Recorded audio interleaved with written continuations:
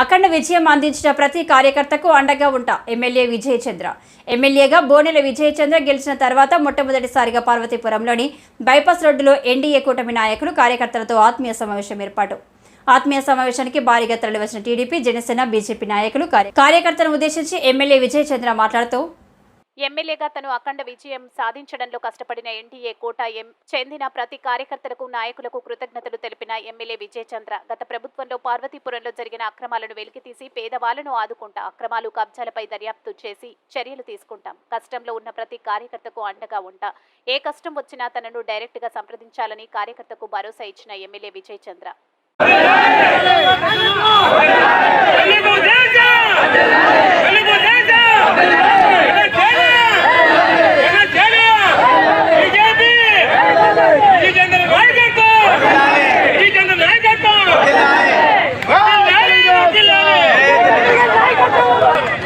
भाषा